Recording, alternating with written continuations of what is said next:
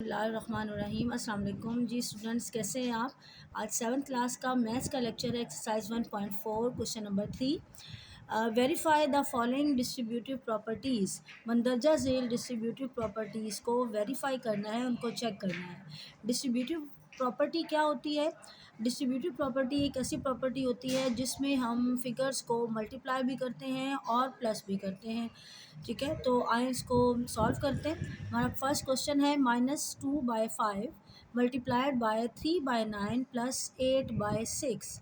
ठीक है, अब यहाँ पर आप देख सकते हैं कि 3/9 प्लस 8/6 ये फिगर्स प्लस हो रही हैं और इनको मल्टीप्लाई किया जा रहा है -2/5 से।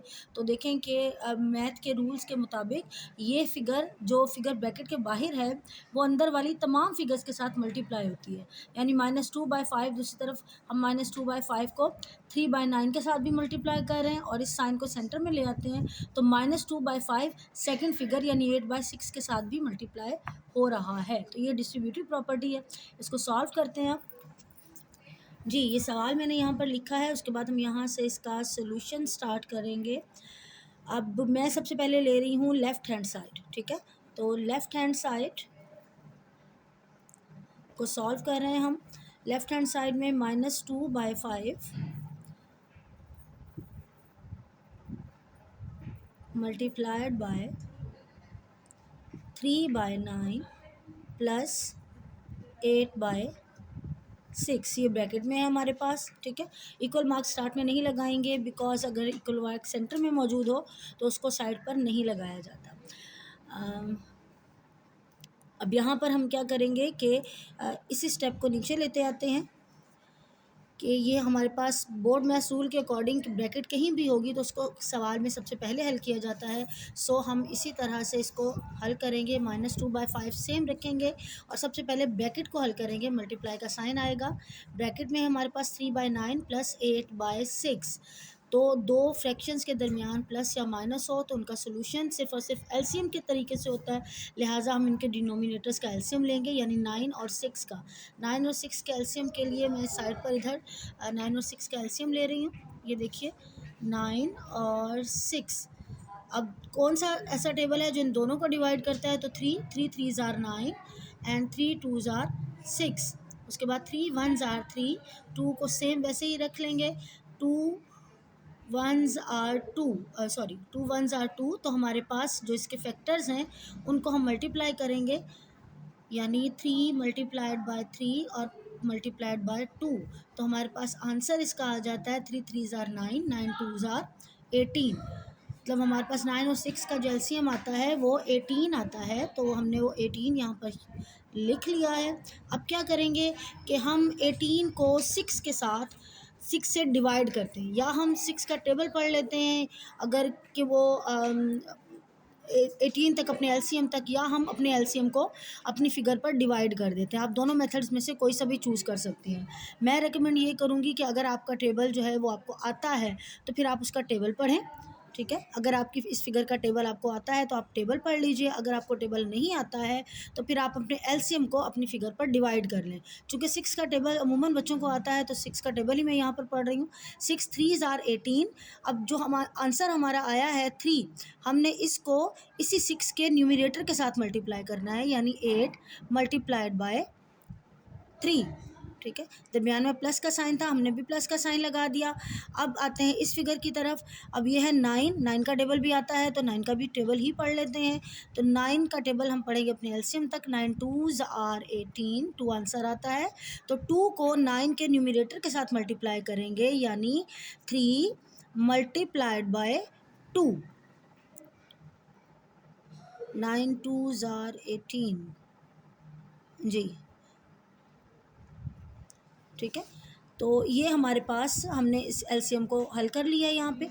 अब आगे चलते हैं। नेक्स्ट स्टेप में भी हमारे पास इसी तरह से -2/5, उसके बाद मल्टीप्लाई करेंगे, इस मल्टीप्लाई का साइन लगाएंगे और इस इन फिगर्स को सॉल्व करेंगे। पहले 3 2 आर 6 प्लस 8 3 आर 24 और डिवाइडेड बाय एलसीएम, राइट। अब अगेन -2/5 सेम रखेंगे और हम इन दोनों फिगर्स को सिंगल फॉर्म में लाएंगे, यानी प्लस करेंगे। 6 + 24 = 30। 30/18 जी। अब हमने ब्रैकेट को सॉल्व कर दिया। ब्रैकेट को सॉल्व करने के बाद हमारे पास आंसर आ रहा है -2/5 मल्टीप्लाइड बाय 30/18। अब दो फ्रैक्शंस हैं और लेकिन इन दोनों फ्रैक्शंस के दरमियान इस दफ़ा साइन हमारे पास मल्टीप्लाई का है। तो जब मल्टीप्लाई का साइन होता है तो हम कैंसिल कर सकते हैं फिगर्स को या मल्टीप्लाई कर सकते हैं। सबसे पहले चेक करते हैं कि क्या ये कैंसिल हो सकती हैं। कैंसिल को चेक करने का तरीका क्या होता है कि ये फिगर्स जो मल्टीप्लिकेशन का मार्क है इस तरह से फिगर्स को कैंसिल किया जाता है या इस तरह से फिगर्स को कैंसिल किया जाता है। चेक करते हैं 2 और 18 आपस में कैंसिल होते हैं, बिल्कुल होते हैं जी। तो 2 1s are 2 and 2 9s are 18। ठीक है, अब इस तरफ आते हैं 5 1s आर 5 5 6 आर 30 जी। अब अगेन यहाँ से ये कैंसिलेशन कंप्लीट हो गई है। अब हम देखते हैं इन दोनों को, तो क्या ये दोनों कैंसिल होते हैं? जी बिल्कुल होते हैं। 3 2s आर 6 3 3s आर 9। अब ये मज़ीद कैंसिलेशन नहीं होती। तो अब क्या हम करेंगे, अब हम मल्टीप्लाई करेंगे। जब मल्टीप्लाई करते हैं तो हम बिल्कुल एक ही साइड वाली फिगर्स को मल्टीप्लाई करते हैं, यानी राइट हैंड साइड वाली फिगर जो है वो लेफ़्ट हैंड साइड वाली फिगर के साथ मल्टीप्लाई कर जाएगी एक ही सतह पर। ठीक है, तो 2 को 1 से मल्टीप्लाई करेंगे, 2 1s आर 2। अब यहाँ पर माइनस का साइन था तो वो भी उसी तरह से माइनस प्लस माइनस का साइन भी वैसा ही रहेगा और 3 1s आर 3।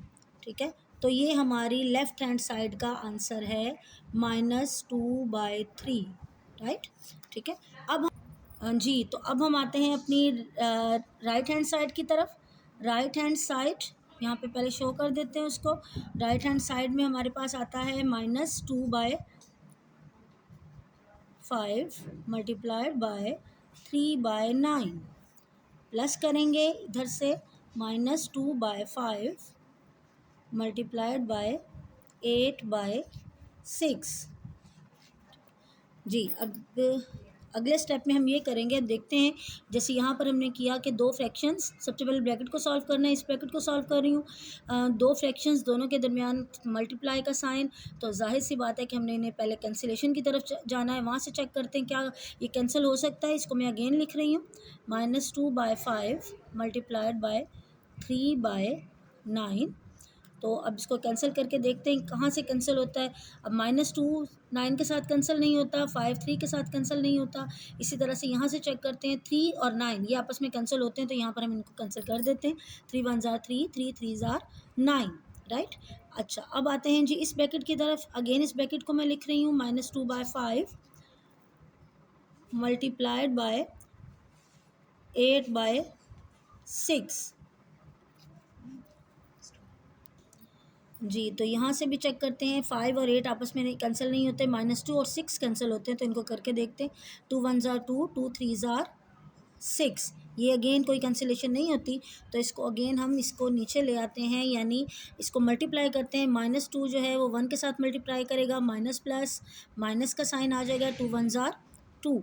अगेन 5 जो है वो 3 के साथ मल्टीप्लाई करेगा, 5 3s आर 15।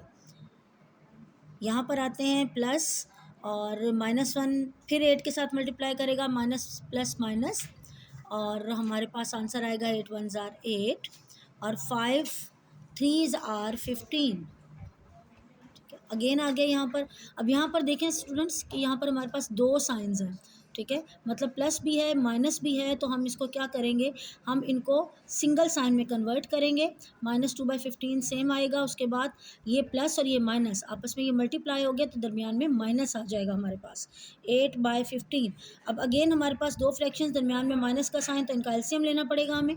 एलसीएम लेते हैं 15 और 15 का, तो वो डेफिनेटली 15 आएगा हमारे पास। अब 15 जो है 15 का हम टेबल पढ़ते हैं, 15 को डिवाइड करता है, आंसर 1 आता है।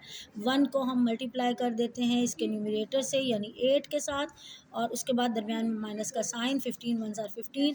अगेन 1 को मल्टीप्लाई कर देते हैं इसके न्यूमरेटर के साथ यानी -2 के साथ। इसको नीचे ले आते हैं, सॉल्व करते हैं, plus minus minus, 2 1s are 2, तो आंसर आएगा -2। उसके बाद माइनस का साइन आ गया, 8 1s आर 8। ठीक है, और ये डिवाइडेड बाय 15। अब क्या करते हैं जी, अब हम देखते हैं यहाँ पे अगेन हमारे पास जो दो साइंस हैं, हम इनको पहले साइंस को मल्टीप्लाई करते हैं। माइनस माइनस प्लस, दो एक जैसे साइन हो तो हमेशा प्लस का साइन प्लस का अमल किया जाता है।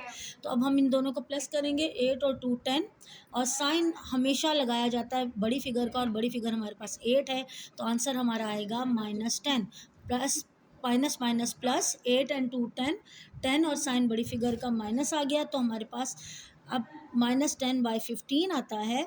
अब देखते हैं कि ये कैंसिल हो सकता है जी, बिल्कुल कैंसिल हो सकता है। 5 पर 5 2s are 10 and 5 3s are 15, तो हमारा आंसर आता है -2/3, और यही आंसर था हमारा जो कि लेफ़्ट हैंड साइड पर था। तो यहाँ पर हम प्रूव कर सकते हैं कि left hand side is equal to right hand side, hence proved।